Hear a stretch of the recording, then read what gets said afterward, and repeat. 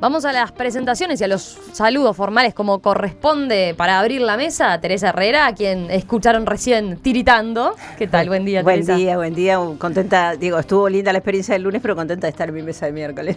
Retornar a tu mesa habitual. Carlos Loaiza, ¿qué tal? Buen día. Hola, ¿qué tal, Romina? Muchas gracias por recibirme. Heber Gato, que vuelve como invitado. ¿Qué tal? Buen día, Heber. ¿Qué tal? ¿Cómo estás? Y Rafael Porcekansky, otro de los para miércoles. Todos. Bueno, vamos con uno de los temas de actualidad que marcó la agenda ayer, porque seguramente muchos de los oyentes se vieron afectados por esta noticia. La Intendencia de Montevideo retiró ayer la chapa al auto de un conductor de Uber que fue encerrado por decenas de taxistas a la altura de 18 de Julio y Fernández Crespo. El chofer relató a Subrayado que una mujer pidió el viaje desde la calle Salvador Ferrer Serra hasta la sede de la DGI en Fernández Crespo y Colonia. Al llegar al lugar, la pasajera le pidió una factura del viaje, pero el conductor le recordó que el costo le aparecería en el estado de cuenta de la tarjeta de crédito utilizada para pedir el servicio a través de la aplicación. En ese momento, de acuerdo al relato del conductor, la mujer le dijo: "No importa, porque esto es una trampa y estás rodeado de taxistas". Según distintos medios, la mujer llamó a la Intendencia de Montevideo para denunciar al chofer y pidió la presencia de un inspector de tránsito que más tarde llegó para retirarle la chapa de la matrícula al vehículo.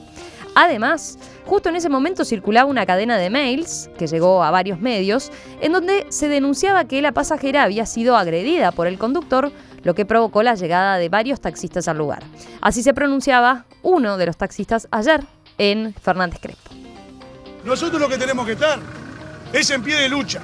Estos son los Cristóbal Colón del 2016. Vienen a quedarse con el laburo de los uruguayos. Entonces nosotros necesitamos que las autoridades nos apoyen. No podemos nosotros de casualidad defender a una pasajera que el chofer no le quiere dar como corresponde la boleta del viaje y nosotros tenemos que venir a marcar presión para que vengan los entes del Estado. ¡Se terminó! Yo decía recién que muchos oyentes pueden haberse enterado y haberse visto afectados por esta noticia porque el episodio provocó un embotellamiento en el centro de Montevideo en horas del mediodía.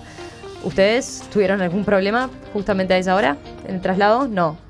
¿Cómo ven este nuevo capítulo en esta saga, podríamos decir ya, de enfrentamientos entre los taxistas y Uber? ¿Quién empieza? Rafael. Bueno, empiezo yo. A ver,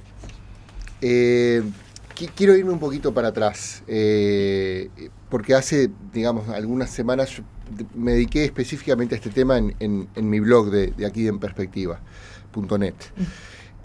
Aquí hay 4 actores. Tenemos dos empresas en pugna por un mismo servicio.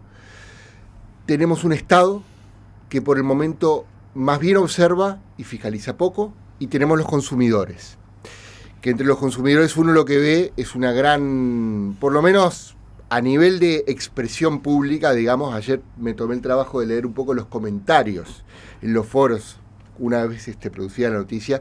Esos consumidores tienen una actitud bastante pro Uber, por lo general, ¿verdad? Por muchas razones, porque el servicio de taxis, salvo el más acérrimo taxista, el resto coincide que hay varios aspectos deficitarios en lo que tiene que ver con el confort, en lo que tiene que ver con la frecuencia, con la presencia, con el estado de los vehículos, con la misma condición de algunos conductores. Por muchas razones hay una cierta simpatía hacia Uber, ni hablar porque el precio la mayoría de las veces es menor.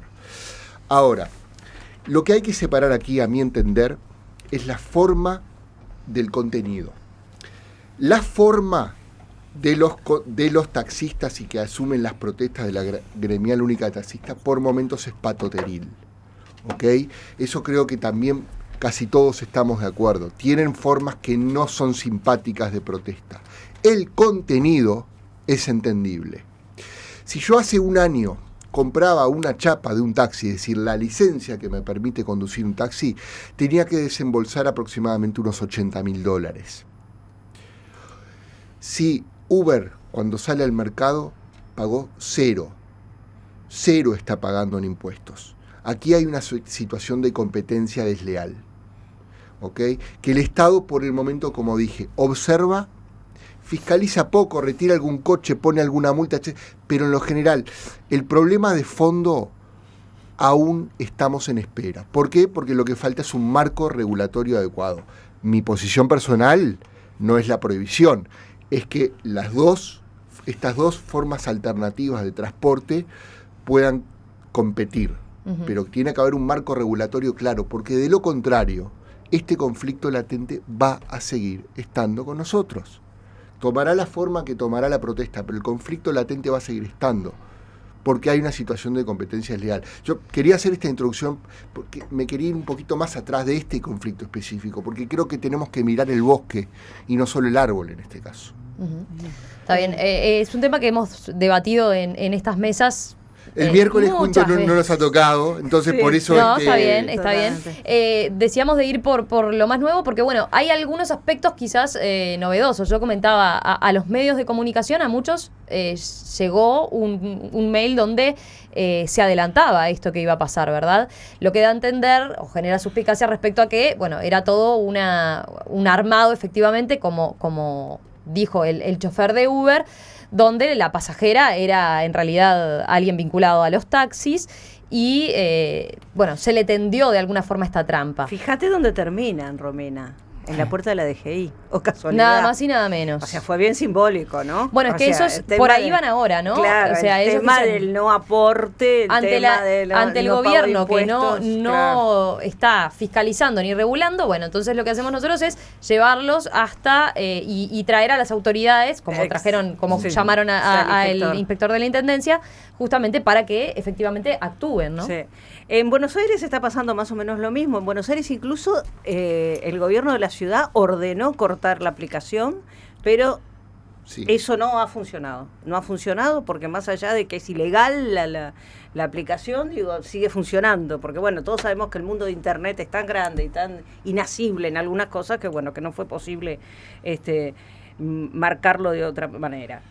Y están pasando las mismas cosas o muy parecidas de las que están pasando acá con los taxistas. Yo creo que, así como estoy en contra de los scratches, estoy en contra de este patoterismo, lo cual no quiere decir, ahí coincido plenamente con Rafael, que no esté de acuerdo con que, bueno, todos tenemos que pagar impuestos. Y a todos nos duele, y a todos nos cuesta, y todos tenemos que, en muchos casos, hacer sacrificios para poder hacerlo. No entiendo por qué es tan difícil controlar una actividad que además se paga vía tarjeta de crédito. En realidad no debería ser complicado, porque, es decir, es como una paradoja. Por un lado, hay algunos sectores de actividad, incluidos los taxistas, que no quieren pagar con tarjeta de crédito, porque eso significa tener que declarar absolutamente todo lo que se recauda, el tema de las propinas, ¿no? Una serie de cosas, porque esa es la verdad del asunto, vamos a decirlo. Muchos locales que también, se resisten al tema, es decir, el usar la tarjeta de crédito implica necesariamente blanquear qué es lo que se están cobrando. Entonces no entiendo cuál es la dificultad de aplicar una tasa, un impuesto, un algo a esas transacciones. Realmente no me parece que sería demasiado complicado. Entonces, la verdad me confunde un poco por qué el Estado no está tomando medidas con respecto a esto, que insisto, me parece que a través de la forma de pago serían bastante sencillas. Sí. Yo creo que aquí, lo que ocurrió ayer es un episodio más de una larga saga, como tú bien decías. Una saga en ciertos aspectos cómico, en ciertos aspectos indignante, en ciertos aspectos grosera, es decir, pero que hay que darle solución. Yo coincido con Rafael y Teresa, lo primero que digo es que todos los ciudadanos uruguayos tienen los mismos derechos y obligaciones. Cuando digo ciudadanos me refiero a las personas físicas o a las empresas. No hay duda que es absolutamente molesto que aparezca una empresa, irrumpa en el escenario nacional una empresa que no pague ningún impuesto y que sin embargo ejerza los mismos derechos que está ejerciendo aquella que cumple con todas las obligaciones legales. De todos modos, no es un problema sencillo, ahí quizá tenga un matiz con Teresa. Creo que es difícil regular estas cosas, porque no se puede regular específicamente la situación de Uber sin, de alguna manera, sin que la normativa de alguna manera no pueda tocar otras actividades similares. Es decir, todo lo que tenga que ver con las redes, con la libertad de información, con la libertad de expresión es un tema absolutamente delicado. De manera que una reglamentación, no digo que sea imposible, Teresa, coincido contigo con que hay que hacerlo, digo que es difícil. La tecnología se enfrenta muchas veces con las normas, o lo que es lo mismo, la normativa está atrás, la normativa de un país está siempre relativamente atrasada en relación a las innovaciones tecnológicas, de modo que hacer congruente esas dos cosas no siempre es sencillo. También coincido con ustedes en que la actitud de los taxistas y de los gremios de los taxis, si bien razonable, es bastante indignante en su forma.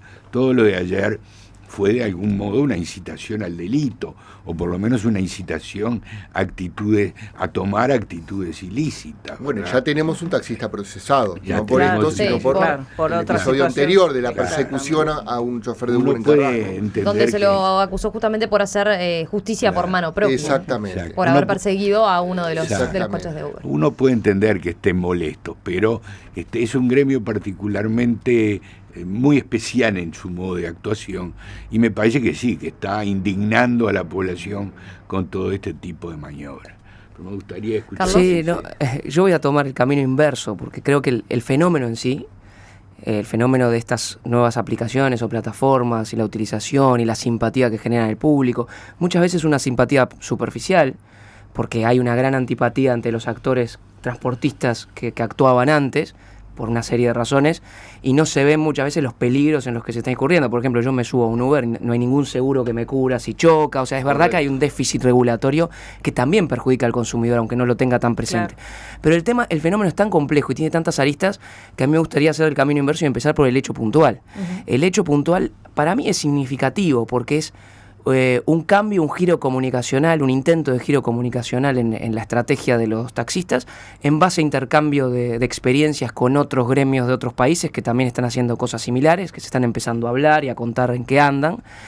La idea, como bien decía Teresa, es el simbolismo de ir hacia la DGI, y en realidad no se le está hablando a la población, se le está hablando al Estado. O sea, el gremio de taxistas le está diciendo al Estado: hablan mucho de regular, pero no termina pasando nada. Hay un proyecto de ley muy cuestionable, y como decía Heber, también muy cuestionable, porque es muy difícil asir el fenómeno y regularlo. Y la realidad es que el gremio de taxi siente que el Estado no hace nada, y para eso incurre de vuelta al límite de la legalidad en lo que es la figura del agente provocador, que ya había estado en boca de todos hace unas semanas por la estrategia que había seguido la Intendencia de Montevideo de generar pasajeros falsos que después iban y retiraban placas. Esto es un pasajero falso. Sí, eso había trascendido, y Daniel Martínez en algún momento había hecho la aclaración, la puntualización de que, bueno, de que no podían utilizar ese mecanismo porque si era irregular y si no estaba permitido el transporte de pasajeros de esta forma, bueno, ellos estarían como de alguna forma cometiendo una ilicitud. Cometiendo una ilicitud, exacto. Cometen una ilicitud para dejar al descubierto otra ilicitud, y eso está impedido, incluso es una falta regulada en nuestro Código Penal, y eso es en general. Exacto. Con lo cual, estamos de vuelta al límite. Esta señora que dice: no te preocupes, igual, parecía una broma de Tinelli, ¿no? Al final termina: no te preocupes, que igual esto es una trampa, no me des la boleta, no te estreses. Estamos en la DGI, bueno, saludó a la cámara, faltaba que dijera. Y la realidad es que no se puede hacer eso, y después los taxistas, lo peor es que podrían haber salido a decir: sí, hicimos una trampa para dejar al descubierto la falta, el déficit regulatorio, pero no, todavía forman parte de la charada y dicen: no, la señora pobre pidió la comida, pobre. Mira, por ejemplo, Eso genera más antipatía en la población, lo cual no esconde que tenemos un fenómeno muy difícil de regular. Yo ahora vengo de un foro en Colombia, Unión Europea, Colombia, donde participó el ministro de Comunicaciones y de TIC de Colombia, y una de las cosas que más me llamó la atención es que dijo: sabemos que hay un problema, pero nadie sabe cómo resolverlo. Y es más, este problema llegó para quedarse y se va a extender a otros rubros. Y como sabía que había abogados estaba yo y otro abogado, dijo: cuidado ustedes, porque ustedes protegen sus jurisdicciones. Los abogados tienen un título habilitante para ejercer en una jurisdicción. Y ya hay abogados indios que están prestando servicios en Inglaterra sin licencia, y los ingleses no saben qué hacer. Y los consumidores dicen, pero si yo le pago menos al indio, ¿para qué le voy a pagar a una super firma inglesa los $1.000 por hora que me cobra si le puedo pagar a este señor que está en India y la calidad del servicio es igual de buena? Y lo que hacen los abogados es van a tratar de protegerse, tanto como los taxistas. No sé si incurriremos en este tipo de acciones tan patoteriles. Esperemos que no. Pero algo va a suceder. Sí. O sea, el mundo que viene es ese y nadie sabe todavía. No figuramos todavía cómo terminar. Ha cambiado el balance de los bienes transables y no transables. claro. Antes decía, hay bienes que, digamos, no pueden competir con lo que ofrecen otras economías, y hay bienes que sí están expuestos. Pero con el tema de los servicios y la globalización y las mejoras tecnológicas, cambió mucho ese balance y esa lista de los bienes que ya compiten y que ya no compiten. Y los servicios, ahora la misma abogacía, como dice. Bueno, perdón. A todos nos llegará en nuestro el Uber. en nuestro Esa es una trabajo, frase que se ha instalado. para los investigadores y en especial para la investigación de mercado, hace muchos años ya, que realmente, trabajan compañías internacionales que lo hacen desde otros países, ¿no? Es una competencia complicada, ¿no? Porque Teresa, es la consecuencia de la globalización y su contradicción con un mundo que sigue estando parcelado en estados nacionales. Esa contradicción, que es muy difícil de resolver, que va a llevar años hacerlo, que exige organismos internacionales con regulación por encima de las soberanías nacionales, es una tarea para los próximos años. Sin duda. Yo quería agregar una cosa chiquita. Además, esta actitud, de los taxistas, conozco mucha gente que tiene miedo a tomar Uber. Y eso también a mí me preocupa, ¿no? Claro. Es decir, es preocupante que, ya con todos los temores que tenemos por los temas de seguridad en general, ¿no? En la ciudad. Que se suma a este, ¿no? Hay gente que dice, yo me lo tomaría, pero ¿y si rompen un vidrio? Si lo rodean, decir, gente, sobre todo pensando en personas mayores, claro. ¿no? Toda una serie de cosas que... Y en los lugares donde, por ejemplo, en terminales de aeropuertos o puertos, ya la gente se cuida más, porque una cosa es pedírtelo en tu casa y otra es que lo hagas entrar a un lugar donde hay taxis y remises. Ahí ya... ¿Y te imaginas, Teresa, si Uber a su vez toma la contraofensiva y empieza a tomar medidas contra los taxis? Ahí el caos sería absolutamente eso no ha total. ocurrido y me parece que debe haber una directiva desde arriba. No ha ocurrido, pero... Porque uno sigue las experiencias internacionales. Pero podría pasar y sería una consecuencia... Sí, claro, sería una especie de batalla. Agredieron ayer a la señora, no nos olvidemos que la señora fue agredida, ¿no? Ayer, hablando retomando algo de lo que decía Carlos recién del cambio en esta estrategia de lo que se aplicó ayer con este mail que circuló y esta forma de operar, marcabas lo que ha sido la posición de los taxistas, ¿no? Y del centro patronal. Veía declaraciones de Francisco Salanova, director de la patronal del taxi, que dijo ayer al diario El País que la pasajera le pidió una boleta cuando fue a bajar y ahí, no sé cómo, dijo, un taxi lo vio porque más o menos nos damos cuenta cuando es un Uber, decía él. El taxista se le paró al lado y ella le dijo que tenía problemas con el chofer. Él comunicó por radio y bueno, acá en el centro te podés imaginar cómo es. En 10 segundos hay 1000 taxis. Se pidió que viniera la intendencia para corroborar. Nosotros no le hicimos absolutamente nada al chofer. Y fue todo lo más correcto, dijo. Se levantó un acta por parte del inspector que vino y le retiró las chapas como corresponde.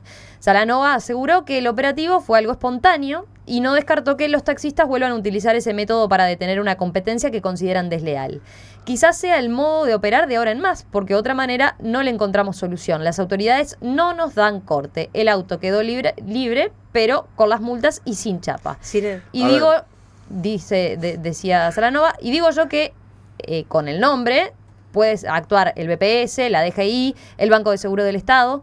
Eso es lo que querían tener, decía él, quieren tener a la gente identificado, dicen que el problema era ese, acá los van a tener, así que ese va a ser el modus operandi que utilizaremos. Pero sin embargo hay primero un rumor que no está desmentido de que les pagan a los taxistas el 450 pesos por más bien está probado por ir a la manifestación.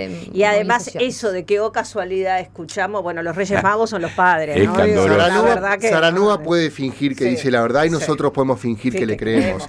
Vamos. Por eso Ahora, digo, desembosada, la estrategia es un poco comunicacional, yo creo que tiene muchos problemas, ¿no?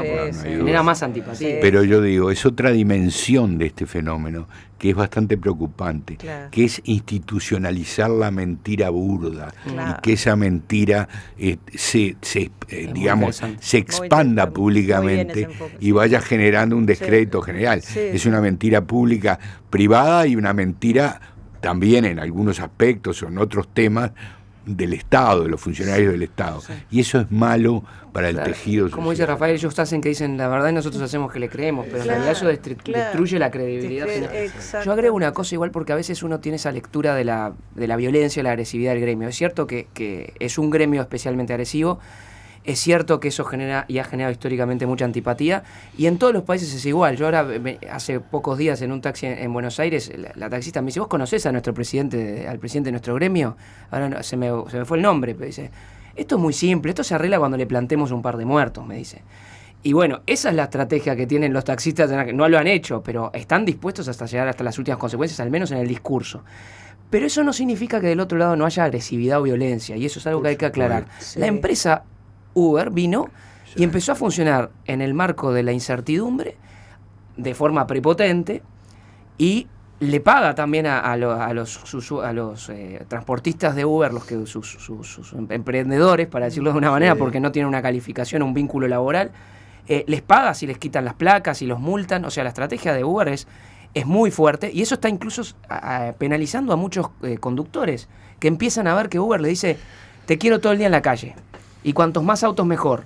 Entonces en muchas ciudades empezaron a ganar menos dinero los conductores de Uber, que al principio empezaban a hacer bastante dinero, pero como Uber lo que quiere es cada vez más autos en la calle, empieza a reducirse la rentabilidad. Entonces muchas veces el peor enemigo de Uber son los propios conductores, que terminan haciéndole demandas, como en Estados Unidos, reclamándole los vínculos laborales. Yo, si fuera taxista, tal vez esperaría a que el propio sistema encuentre sus falencias, más que tener una postura agresiva.